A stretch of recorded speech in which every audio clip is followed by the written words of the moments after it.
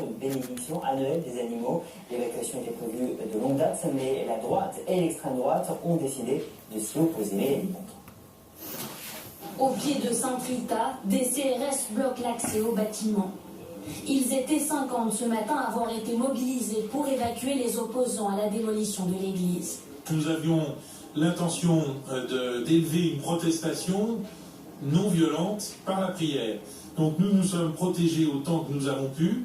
Nous avons pilé des bancs, mais les CRS sont intervenus avec un bélier, des tronçonneuses. Les forces de l'ordre n'ont procédé à aucune interpellation. Sur les réseaux sociaux, des élus de droite comme Frédéric Lefebvre, présents sur place, se sont indignés de cette évacuation. Elle fait suite à la vente en 2010 de l'église qui appartenait alors à une association cultuelle.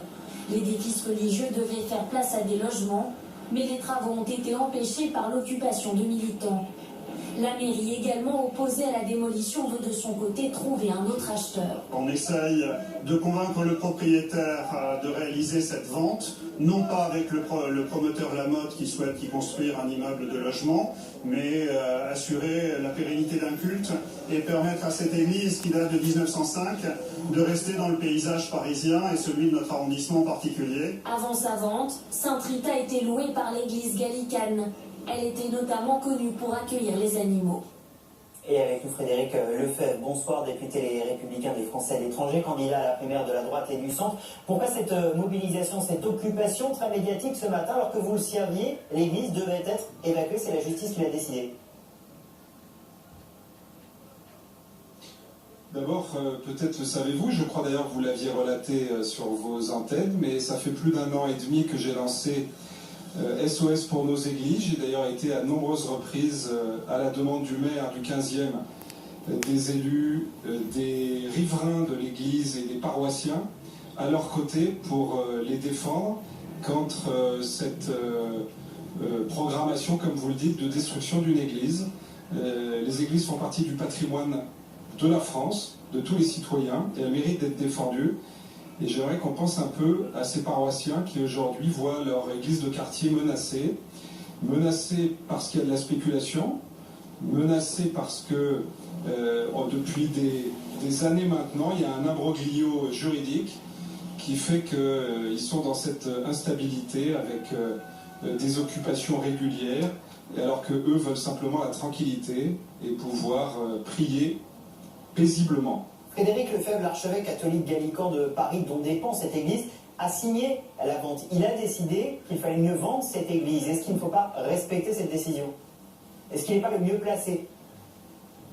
D'abord, c'est beaucoup plus complexe que ce que vous dites, puisque, comme vous le savez, les gallicans ne sont pas reconnus par le Vatican, par Rome, que vous avez suffisamment les uns et les autres mis en avant le fait que c'était une église qui n'était pas reconnue pour que depuis 6 mois que c'est une église qui officie, qui elle est reconnue par le Vatican, on puisse, alors même que le maire Philippe Goujon, dont je rappelle qu'il n'a été prévenu que la veille, ce qui est quand même un comble pour ce type d'opération, et que donc il ne pouvait être présent, que Philippe Goujon conduit des discussions à la fois avec le propriétaire et avec un certain nombre de gens qui seraient acquéreurs pour l'église et pour la maintenir comme une église et non pas avec un projet immobilier d'un promoteur pour faire des logements et des parkings. Frédéric Lefebvre. C'est ça le bon sens, vous savez. Et puis surtout, la raison qui a mobilisé évidemment les élus, et notamment quand Philippe Goujon m'a prévenu, je suis immédiatement venu sur place au nom de SOS pour nos églises, c'est aussi que l'application de la loi, elle n'empêche pas ni le discernement, ni le cœur. Quand on est élu, on a le droit d'avoir du cœur.